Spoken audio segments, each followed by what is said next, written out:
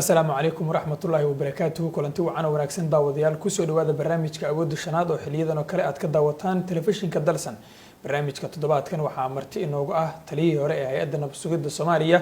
Ambassador Cabdullaahi Maxamed Cali Sambuulshe oo markaasi aan ka wareysan doono arrimo kala duwan oo ku saabsan xaaladda siyaasadeed ee dalka gaar ahaan waxaan dul istaagi doonaa arrimaha doorashooyinka shirka magaalada Dhuusamareeb ee caasimadda Galmudug iyo arrimo kale oo markaasi ku gudaaman xaaladda siyaasadeed ee dalka ugu horreyn sharaf bay noo tahay mudan inaad wareysigan inaga ogolaato ku soo dhawo Dalsan TV waxaan ku hormareynaa riditaankii xukuumadda Ra'iisul Wasaare Xasan Cali Khayre ee baarlamaanka Soomaaliya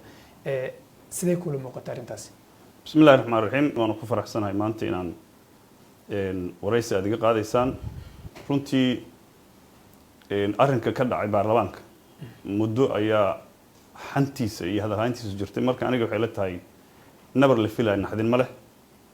laakiin haddana waxa ummadda Soomaaliyeed iyo guud ahaan caalamka ka yaabay si degdegta oo lama filaanka ah ra'iisul wasaare iyo xukuumad dalkan muddo 3 sano iyo bar ka badan ka soo talinaysay lagu riday Soomaalidu waxay ku mahadmahadaa saqiir inta birta loo soo sito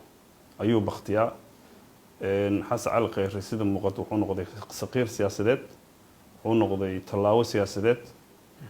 oo waxaad ka arkaysay sida uu birdhaafay sida saalka oo uu birdhaafay aad ka arkaysay Xasan wuxuu ahaa kaligiis duul afka noole ah oo maxaan ku dhahaa runtii waxaana qabsatay mahmahdii ahaday 20 jir mudug jooga ceebtiisa Ilaahay ma asturo oo asagoo mudug jooga ayuu wuxuu isku dayay in siyaasadda aan cadayn oo ka shaqeeyo maad la socotaa mudug marka la joogo wixii yaqaan col iyo nabad wax la yiraahdo marka tallaabo siyaasadeed oo ahaa asagoo baarlamaankii aan wax isku ogeyn oo madaxweynihii la khilaaf uu ka dhaxeeyo oo mucaaradkii waxba isku ogeyn ayuu political misbehavior sameeyay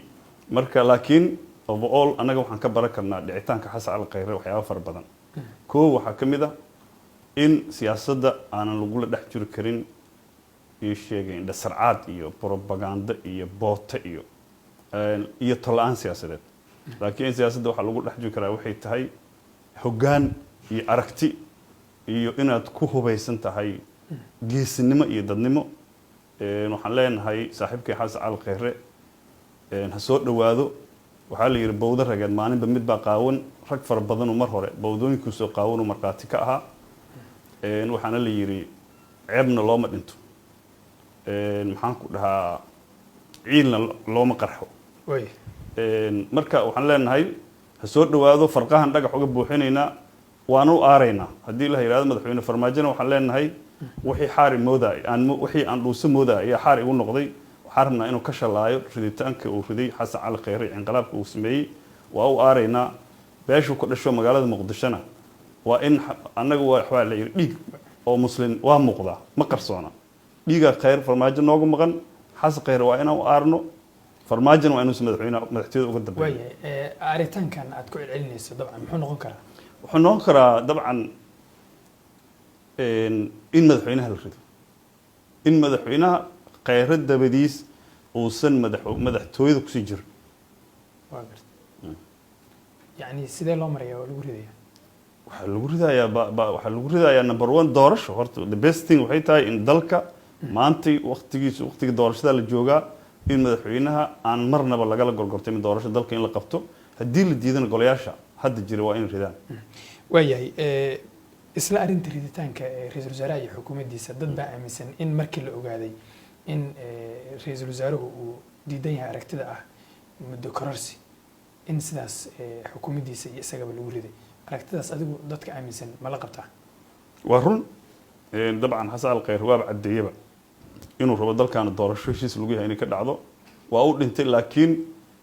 uma dhisan coalition yani dad la qaada arrinkaas ma kama talagelin mana isku day inuu la shaqeeyo inta kale oo shaqadaas la meel mari karta marka kaligiisu ahaa runtii waana ka xunahay asagoo hadda u soo jeestay doorasho in si mala yacni ah loo tuuro laakiin haddana aniga shakhsiyan Xasan Khayre farmaajo in kala tagaan oo nabadii nolol dawladeedu waxaan aaminsanahay tiirka ugu weyn inuu ahaa nabadii nolol inuu meesha ka baxaan anaga mucaarad ahaan waa ku faraxsanahay waxaan ka qabno lama arko waayahay madaxweynaha khudbad ayuu ka horjeediyey baarlamaanka waxyaabihii uu sheegana waxaa ka mid ahaa in go-aan kasta oo ama heshiis kasta oo dowlad goboleedyada uu la gaaro baarlamaanka uu kusoo celinayo xildhibaanada qaarna arrintan way dhaliileen oo dabcan waxa ay leeyihiin ma ahayn in madaxweynuhu uu go-aankaas qaato oo siyaasiyiin kalena way kasoo horjeesteen durbaba marka in baarlamaanka lagula soo laabto wixii dhuusamareeb ka soo baxaa maxay fasiraysaa waxay fasiraysaa waxaa la yidhi mahmaha soomaaliyeed oo jirta waxaa la yidhaahdaa bari waaga moogay waxsan kama yimaadaan micnaheedu farmaajo waa farmaajo dhagax tuujin iyo taabasho waa isku meeday waa uncompromising weli ninkaas waxaa muuqata wax tanasula inuusan samaynaynin uu rabo siyaasadda soomaaliya inuu afduubnaato wuxuuna dhiciseeyey ama uu fashil uu sii hordhigay shirkii dhuusamareeb madaxweynuhu markuuba baarlamaanka markuu leeyahay shirka dhuusamareeb wixii ka soo baxa horkeena heshiisyada uu qatar la soo gala ma keenin oo kuwa kenya ula soo gala ma keenin oo kuwa maraykanka ula soo gala ma keenin oo kuwa shirkadaha shidaalka ula soo gala ma keenin marka dad Soomaali wada hadlaaya oo waliba mashruuc siyaasadeed oo qasab ay tahay in laga heshiiyo ka wada hadlaa barnaamijka la soo noqonayo xujo ka wata ee ka muuqata xal waxyaabahan kale oo baarlamaanka la hor imaan aad sheegayso inay ahayd inuu la hor yimaado yey tahay cidda la rabay inay madaxweynaha kula xisaabtanto oo baarlamaanka horkeento waa baarlamaanka asagaana waxaan qabaa hawshu si gabay waxay ahayd heshiisyada caalamiga oo dhan waligeed ma dhicin heshiis caalami ah oo xukuumadda iyo madaxweynuhu ay baarlamaanka horgeeyeen intaasna dabcan Soomaaliya heshiis laan ma ahayn Soomaa beesha caalamka iyo hay'adaha caalamiga oo la dhaqmaysa waligeed heshiis oo dawladda soo gashay lama horkeen baarlamaanka maanta teeda kale baarlamaanka dalka laba golo waa aqalka sare iyo aqalka hoose aqalkii sare waa la ignore garay goboladiina hadda waxa loo sii sheegay waxaan wata moogi wax kale idinka dhageysan maayo mucaaradkiina hadda lala hadlayo Soomaalidu la heshiinayaa waa farmaajo qof heshiis uu ka rabo lama arko farmaajo ka hor doorashooyin baa dalka ka dhacay olole baa jiray madaxweyneyaal baa jiray dabcan iyagana waqtiyo loogu daray xilliyo kala duwan maxay tahay waxa hadda sida gaarka ah farmaajo sidaan oo idin isha loogu hayo horta xasan sheekh wax loogu daray lama arko waxyaabo waa technical extension oo shaqo socota geysi waqtigiisina doorashadu waa ku bilaabatay sheekh shariifna political agreement ayuu ahaa Kampala Accord ninkan heshiis siyaasadeedna ma ogolo shaqada ha bilaabatay ee meeshii tagtay hal arkana ma ogolo ninkan wuxuu rabaa asagoona waxba sheegan oo aan dadka wax u kala cadeynin inuu mugdigaas dadku ku hayo dalkaana mugdigan lagu mahayn karo waayay dhuusamareeb shirka ka dhacaya aragtideeda maxay tahay aniga shirka dhuusamareeb waxaan qabaaba in mar hore la dilaba maba noolaba teeda kalena hadeerta madaxweyne markuu aadayo Axmed Madooben waa maqan yahay isbitaal jira Nairobi jira Siciidanan waa maqan yahay yoo la shira wuxuu rabaa inuu beesha caalamka Soomaalida dhaho nimankan ayaa diiday shirki si provocation loo sameeyo oo nimankaas odayaasha loogu sii xanaajina meeshaan uba kasii socdaba hadiiba mar shirka aan marka ugu horeysan guddiga farsamada uu isla jaan qaadan leadership iyo hoggaankiina uu isla jaan qaadin yaa shirka loo qabana ninka wuxuu rabaa inuu dhaho Axmed Madoobe iyo wuxuu rabaa inuu ku eedeeyo Siciidani inay shirka soo qayb gali waayeen si ugu soo qayb gali waayeen wuxuu u sameeyay baarlamaanku oo shir u sii qabtay waana sheegay waxa sida uu rabo shirkaas inuu socday waxa ka soo baxay way iyadoo hore loo ballamay oo waqti go'an loo cilaamiyay shirka in madaxweynayaasha ay maqnaadaan eedaas ma farmaajo mise waxa la iyaga farmaajo askale oo xukuumadda negotiate gareelay riday meeshaas markii la joogay ra'iisul wasaare shirkaas gacan ka qaystay xukuumadda joogtay hadda ma kaligiis la hadlaa ninka wuxuu rabaa baarlamaanka meel inuu ku xirto oo goboladii uu qaybiyo oo aqalkii sare oo meel joogo oo mucaaradka uu san la hadlin micnaheedu waxay tahay asaga ra'iisul wasaare asaga xukuumadda asaga madaxweynaha asaga baarlamaan asaga everything ma rabi qof asaga aan hayn in la hadlo marka uu maana ninkan xukuumadda ila meesha go'aamo oo wayna ka dhalan doona fulinay u baahan yihiin negotiation raba madaxweynaha waa sharci ilaaliye ma baahan negotiator oo executive ka loogu talagalay shaqadan inay qabtaan shaqadan waa shaqada executive ku baabiye ana soo taagan u leeyahay waxa idan baarlamaanka waxaas ugu sabcinaa ra'iisul wasaare aan ridnay oo ku dhiibin maxaa soo magacaaweys xukuumadda aaway marka dalkan sida muuqata wuxuu u socdaa law of the jungle waayay beesha caalamku hadalay ka soo saartay arrimaha doorashooyinka gaar ahaan shirka dhuusamareeb iyo waxyaabaha ku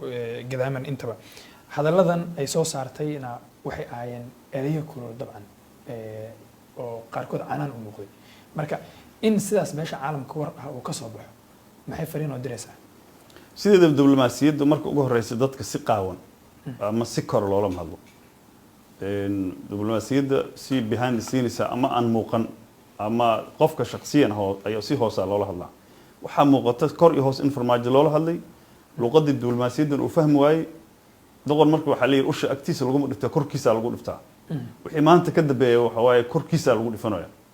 waxaana muuqata in haddee markii ugu horeysa laba shay oo waddankaanu ku dhaqnaa qabaa'ilkii xoogaa arrimihiisii laga soo gudbay oo dalku asagoo 4.5 oo nin walba qabiil kuraasta oo si qabiil loo qaybsado haddana still dawlad iyo shaarar kale loo gelinayo iyo beesha caalamka oo iyadoo ammaankeena iyo taladeena haysa noo muujinaysay ama aan dhahaynay waa madax bannaana hadda labadii beeshiina caalamkana inay Soomaaliya u talisana farmaajo gaarsiiyay oo darbiga ayaa lagu reexay qabaa'ilkii Soomaaliyeedna in dawladii hadda ay u igmaday ammaankii taladii siyaasadda haddaysan ku soo gudan in ay ugu tashtaan ayaa lagu reexay marka waxaa muuqata hadda waxa xigaana waxay tahay haddii tala la diido qoorta in la iska soo qabto sidii dhacday 2011 wayahay magaalada muqdisho iyo meelo Soomaaliya kamid ah waxaa ka dhacay shirar abaabulan oo qabaa'ilo ay qabsadeen shirarkaas abaabulan ee qabaa'iladu ay qabsadeen maxay tahay baad is leedahay waxa xilligan ku soo beegay in qabaa'iladu ay abaabulaan warar kala duwan ay soo saaraan maxaa ku soo beegay xilligan horta waxaa la yiri bini aadan la argayo dhib la arag horta farmaajo la argayo qabaa'il shiraaya iyo Soomaali buuqaysa iyo isqabqabsiya horta la arkay laakiin hadda waxay la tahay shirkan ugu horeeyay Soomaaliyada oo qabso qabaa'il Soomaali qabsadaan maahan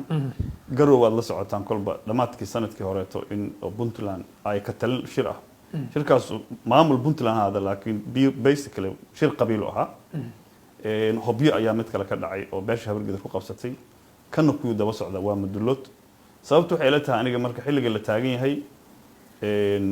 ismarawaa siyaasadeeda jira dalka jahwareer siyaasadeeda ka jira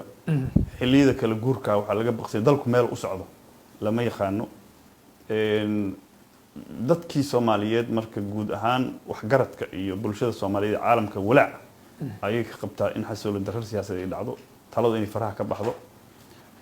arrimahaas ayaa ku kalifay ila tahay marka in ay qabaa'ilka Soomaaliyeed ay dib isku abaabulaan oo ay markaas bal waxa ayaga la gudboon oo ay tala ka geysan karaan mustaqbalka dalka inay muujiyaan dabcan haddana dawladii loogu talagalay ammaanka iyo xasiloonida iyo la dagaalka al-shabaabkana marnaba kama shaqeynayso sidaas darteedna waxa u muuqata wuxuu inta hortooda ku dumi lahaayeen inay si abaabulaan una diyaar garoobaan in the event ay waxaanu shaqey waayaan wayahay siyaasiyiinta mucaaradka dawladda ku ah adigu aad ka mid tahay ma jirta inay ku lug leeyihiin in beelaha ay abaabulaan oo dawladdii la dhaleeceeyo lana muujiyo in dawladdii ay howlaheedii gabtay annaga siyaasiyiinteena kulligeena ku jirna oo wax qarsoon ma inaan ku jirno laakiin wax kale ma ahan annaga howlaha aan wadno waa howlo ay ka talina waa howlo annaga dadkeena deegaankeena lagu abaabulayo waa howlo ammaanka loogu adeegayo waa howlo isku haynta iyo dadku sidoo wada noolaha looga shaqeynayo aniga mid aaminsanahay mana rabo inaan ka dhaxgasho hadalka waxaan aaminsanahay dawladda maanta jirta oo ku dhisan hab 4.5 ah oo ciidan shisheeye ammaankeeda ilaalinayo oo diaspora diyuusiin ah ama diaspora daba dhilif ah oo ii sheegeen maxaan ku dhahaa iyo dad aan u khalmin inay dadka matalaan intii madaxda ka yihiin dalkan dhibaato ma ka baxaayo annaga waxaan aaminsanahay dalkan deegaan walba danihiis inuu ka tashto wayahay shirarkii ugu dambeeyey ee muqdisho ka dhaca oo beeluhu ay qabsadeen dabcan qaarkood eraya xanaf leh bay mas-uuliyiin ka qayb galay shirkaas hadallana ka jeediyay isticmaalayeen tusaale hadalkii cali mahdi maxamed oo mar madaxweyne Soomaaliya ka soo noqday in qof mansab siyaasadeed oo intaas dheeg leh oo eraygaas dabcan dadku ay u arkeen inuu xanaf muujinayo ama xanaf abuurayo uu ku hadlo sideed u aragtaa cali mahdi anigu waxaan aaminsanahay waa mandaalihii Soomaaliya waa nin dulmidiid ah waa oday Soomaaliyeed oo xurmad ah wax had dhibaato lana ma sheegin oo kolba dabcan hadalkiisu waa cadda mugdina kuma jirin wuxuu lahaa dalkan haddii dowladnimada iyo sharciga la diido dhibaataa ka dhacaysa dadkuna waa hubaysan yahay oday Soomaaliyeed oo tala bixinaya ayuu ahaa haddii oon qofba siduu rabay iyo meeshuu rabo qolacan u leexinayna waa meeshiisa ninkaas wuxuu waday dadka Soomaaliyeed wixii ku heshiyeen haddii la dhinac maro qaribaad iyo qalada imaanaya nin hadda colaad ka shaqeynay maahna waa oday Soomaaliyeed nabadoon waa la socota Cali Mahdi ninka magaaladan sarta ugu dheer leh inuu yahay dabcan waa nin xumaan diid ah hadda ka horeeto asagoo intaan ka yaro oo ka dagaalamay arrimo ii sheegay dictatoriyad iyo ii sheegay maxaan ku dhahaa dawladii kacaanka ahayd wax culays iyo dhibaato shacabkan Muqdisho ay ku haysay haddana wuxuu rabaa inuu yiraahdo war annaga wixii aan yareedo soo dhoobeen horteen inay si sahlan ku baaba'aan ma rabnee sharciga iyo dawladnimada lagu shaqeeyo doorasho loo baahan yahay dadkaana mistreatmentiga iyo sida loola dhaqmaayo hal la joojiyo dadka qaarkood waa iska dhihi karaan Soomaalidu waxay tiraahdaa madax amxaar maxaa la yiri gumac moogi war ma maro mar qaarkood dadka dhici kara farmaajo ama lagu duula la dagaalo ama ay tahay waa dhici karta haddii sharciga la diido dawladnimada la diido dadku inuu sharciga gacmihiisa ku qaato oo awoodda asaga oo xuquuqda shacabka inay danooda ilaashadaan deegaanada danooda ilaashadaan dawladnimadii loo soo nafta aragtay iyo maalka aragtay ku soo baxay la difaacdo xaq loo leeyahay Cali Mahdi wax dhibaato u sheegay lama arko dagaal baa lagu difaacaya marka mise xal kale waxa la yiri farjiran horta faraha waa ka dheertaa horta inta qaloocan baa la qabanayaa annaga hadda ma leeyahay Soomaaliya isku duusho way kaba soo qabo adii fartaan hadda cijidaada markaad jaraysid ma fartaa jare ma ciidada jare cijiha la jarjara dagaaladii sokeeyo Soomaaliyeed 90 ka dhaco dawladda eedleed qabaa'ilka loo saaray ma dhici doono meeshaan inta eedda gasho waa la yaqaan ayaga la target gareena inta dawladnimada diidan ayaga la yaqaan waa la target gareynaya simply waana la isolate gareynaya way target gareyntaas ma sooma eka waa la dagaalamaya oo waa lagu duulaya saas baa dadku ay karaan annaga fiiri waanaga farmaajo ka hor mashruuc siyaasi ah siyaasadda lagu kala bixi jiray wada hadal lagu kala bixi jiray hadda laakiin asaga wuxuu keenay warnihu siyaasadii meelaha la iska dhigay xoogga lagu soo noqdo this is mugtay sideedaba waxaan reaction waa reaction ka dadka ka imaanaya dawladda actionkeeda keena moogi hadda qof bin aadan oo xasiloon darro iyo isqabqabsi iyo buuq iyo dagaal sokeey raba midna ma jiro laakiin annaga waxa Soomaali ay soo dhoobtay oo inta ay sheegeen maxaan ku dhahaa ay soo gaarsiisatay si maalayaan in lagu kala daro ama qof ana u talinayo inuu dhaw lama rabo way taladaada ku aadan shareerkan qabaa'ilada dadka qabsanaya aad u jeedinaysa maxay tahay aniga horta waxa iga qosay midka xamar iyo guud ahaan kan deegaanadan koonfurta Soomaaliya ama beesha hawiye waxaan leeyahay dawladda maanta jirta dawlad annagana samata bixi karta ma dawlad waxaan u dirsi qabanaysana ma hala tashto ayhiina ka tashta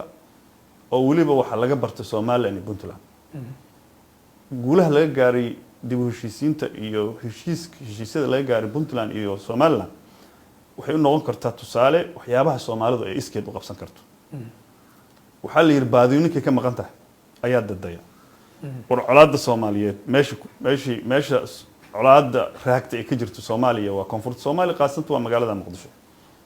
meesha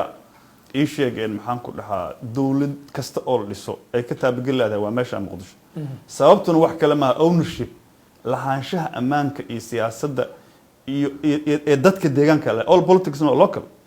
war maanta wixii ka dambeeya Soomaali iyo Amisom iyo shabaab iyo ammaan idin soo karaan biyasacbadaada loo dhargaa la yiri laba mid la idin rabaa jaalahawi waxa laga rabaa hal abuura laga rabaa hogaamina laga rabaa hana laga rabaa haddii kale taariikhda waa ka bixi doona dad cusub waa bedeli doona wayahay madaxweynuhu 20 maalin ku dhawaad buu la dhaafay waqtigii ra'iisul wasaaraha cusub uu ku soo magacaabi lahaa maxaa is leedahay waa caqabad hortaagan xilligan magacaabida ra'iisul wasaaraha noocee ayaa is leedahay xilligan dalka waa uu hogaamin karaa oo ay tahay in la magacaabo walaal anigu waxay la tahay horta madaxweynaha wuxuu isku dayayaa horta in uu manipulation waxaan politics of deception la yiraahdaa waa siyaasad oo dadka lagu qiyaamayo horta waa khayr mas-uuliyada eeday xilliga la riday xukuumadda waxay aheeday xilli oo xasaasi ah oo dalku marxalad adag uu maraayo mas-uuliyad darra taas ka muuqatay hadda aniga waxay ila tahay marka madaxweynuhu horta koron siyaasaduu rabaa qof wax gala oo wax garab dhigan kara oo afkaar leh oo mashaakilka waddanka yaalla keligiis ma qaadi kara ma rabiyo laakiin dabeeciyan waxay tahay nin waxaa loo baahan yahay arrimaha doorashooyinka iyo arrimaha transitionka lagu aamini karo inuu keenan rabaa laakiin aniga waxay la tahay waxaa arkaa ciyaalkan maaragtay tiktokska oo ku jira oo braxmal dhahaa midaa gabar qurxan fool xunaa gabar qurxan aa shukaansaday markaasaa wuxuu yidhi warniyahow gabadha aan shukaansanayo hooyadeedu indhaha igu taagtaagaysa arkee inay fool xumadeeda aragtaan umalaynaayo niyo adaa iga fool xuma kaale malxiis ii noqo si hadhow aan loogu mashquulin yani asaga malaha marka wuxuu rabaa ra-iisul wasaare oo aan jaalaji garaynaynin oo aan waxba garab dhiganaynin oo shaqaale ah dalkan ra-isul wasaare shaqaale kama noqdo ra-isul wasaare waa political player waa qof kula siman power sharing ku imaana weliba xilligan xasaasi waa madaxweynaha shikiya laga qabaa waxaa la rabaa dalkan qof lagu aamini karo doorashadiisa qof lagu aamini karo transitionkiisa qof lagu aamini karo ummaddan isu keeniskeeda qof lagu aamini karo dimuqraasiyadda dalka iyo dowladnimada dalka qof beesha caalamka la shaqayn karto haddii kaleetana dee wax kaloo furan lama arkane ha la yidhaahdo dalkan doorka ra-isul wasaare waa dhammaaday laakiin xilligii go-aankaas la gaarina lama joogo siyaasiyiinta soomaalida inta badan marka xilal aysan haynin waxay dhaleeceeyaan oo ay muujiyaan dulduleelada dowladda markaas jirta ee ayagu aysan ku jirin markii xil loo magacaabana ma ogola in dulduleeladooda la sheego adiga berri haddii aad dowladda soo socota aad ka mid noqoto ma ogolaan doontaa sidaan hadda aad wax u dhaliilaysa in lagu dhaliilo of course waxaa la yidhi islaan maxaa la yidhi aroos dalbatay iyadaa ilaaq dalbatay waana public figure haddaan noqdo hadda waxba haynaa la dalaaci kara wax laga sheegi karaa hadda wax raba laga sheegi karaa waxaana la yidhi qof aan war u adkaysan waran uma adkaysto war mas-uulaan ahay criticism iyo in la eedeeyo ama la challenge gareyna ma aqbali karo waa unacceptable dalkan laba mid mucaaradku sidiisaba dowladnimada horta ku jira dowladnimada kama baxsana dadka qalad u fahamsan yahay war mucaaradku xitaa waa ninkii qaladka ifinaya haddii hadda adiga naftaada aanan yani aan lagu sixin oo wixii kaa qaldan aan lagu sheegin waa lumaysaa annaga dowladnimada waa kaabaynaa waa saxaynaa inay dunta ma rabno jaga ma ahan waxaynu shaqaale ma ahan tii siyaasaddu dadka ka shaqeeya shaqaale ma ahan marka sabab oo aniga markaan xukun haayo wax leega sheegi waay iyo markaan hayo wax leega sheegi waay ma jirto weli madaxweyne farmaajo ama mas-uul dowladda soomaaliya ka tirsan dulduleel ama qalad dowladdu ay leedahay ma u sheegtay si loo saxo ma raadiha ma ka sheegaa publicna ugu sheeg waxaan ka jirin aniga isaga ani xafiiskiis maa ka shaqeeya aniga isku xisbi ma nihin xafiiskiiska ma shaqeeya advisor uma ihi waa ugu sheegaa haddii la yeero la yidhaha advice la waa siina ha official haddii la yeero laakiin ani intaan u tago yaa iga raba horta in idaacadda ka sheegta maxay soo kordhinaya marka waxay soo kordhinaysaa inaan barashar ku saaro dadka soomaalida ku soo jeediyo isaga uu baraarugo in aanan yani dadku fiir waxaa la yidhi derbiyadaanu dhega keliya mala indhana waa leeyihin dadku waa soo wada jeedaan qofaa qaldi karta lama arko waayo arrintaas ma sixitaanba mise dad baad kusoo jeedinaysaa ma waa sixitaan of course after all politics mogtahay it's about people mogta aniga siyaasad kaliya maan dhiili karaa adigu biyo la-aantooda maad dabaalo kartaa dadka u baahanay waxa lagu tartamayana waa dadka iyo dalka soo ma yes waayo hadduu tartan yimaado danta guud in la wadaagaa meesha ka baxaysa see uga baxaysaa danta guud ay ku jirtaa in la tartamee haddii oo maanta oo dhan adiga nin le oo uu keliya dalka haysto laba indhood nin leh loo raadiyay ma dembiya ka waran adiga marka farmaajo hadda wuxuu rabaa aqligiis waxaa la yidhahdaa gaaladu waxay dhahdaa adduunka familka ugu dhaqmaa waxay tahay oday dhagoola iyo islaan indhala habi isku ah marka wuxuu rabaa asaga waa dhagoolo yahay dad indhala uu rabaa marka waxay leedahay dadku ha indhalaadaan duq waa dhagoolaa yahay ugu dambeyntii doorashada soomaaliya la filaya inay dhacdo waqtiga dhacdaba yaad is leedahay soomaaliya xilligan marxaladan adigu aad dhaliilsan tahay ee uu ku jira dalku uu ka samata bixin karaa horta arrinkaas waxaan jeclaan lahay dib in laygu dhigo laakiin hadda qof dooro haddii la 1 iyo 2 iyo 3 anaa is dooro lahay marka su-aashaasna mar kale aan ka jawaabi doonaa way maxaad isku dooranaysaa adigu oo dadka kale aad u dooran weysaa anuu de political project aan leh mashruuc ani dalkan waxa ka qaldan iyo sida loo sixi karo iyo meesha hadda waxa halaysan laga mari karaa aan fahamsanahay waayahay haddii ay noqoto in madaxweyne farmaajo lagu cadaadiyo in ra-iisul wasaaraha uu soo magacaabayo oo mucaaradka ka keeno adigu xisbi baad ka tirsan tahay suuragal ma tahay in madaxweyne farmaajo ra-iisul wasaare aad u noqoto aad la shaqeyso maya aniga candidate ma ah aniga candidate prime minister oo hadda xilliga la joogo waa xilli oo sideedaba qof waxgarada uusan xilkaas soo doonan marka anugu candidate ma ahi mana doonteen mana doonanin waxaan qabaa hadda waxaas waa waxay dabaalka maaragtay cad citin haddii dhulka loogu turo sidoo mooda waxa meesha hadda yaalla ra-iisul wasaare ma ah waxa meesha yaalla waa shaqaale ee shaqaalena UN ka raadsan karaa Soomaa marxalad kale ma kula shaqeyn lahayd marka madaxweyne farmaajo iyadoo dabcan aan xilligan oo kale la joogin nothing is permanent moqta no condition is permanent siyaasadda colaad joogtaana male saaxiibtinimo joogtaana male madaxweynuhu markuu fiican yahay waa rabaa markuu xun yahay ma rabo ee anuu colaad iyo nacayb gooni uma qabee shaqadiisa nacba wayahay aad iyo aad buu mahadsan yahay waxa uu ahaa taliyihii hore ee hay-adda nabad sugidda Soomaaliya ambassador Cabdullaahi Maxamed Cali Sambulisho oo barnaamijka awoodda shanaad ee telefishinka Dalsan martii inoogu ahaa tan iyo barnaamijkan mid lamid intaan ku kulmi doono nabadgelyo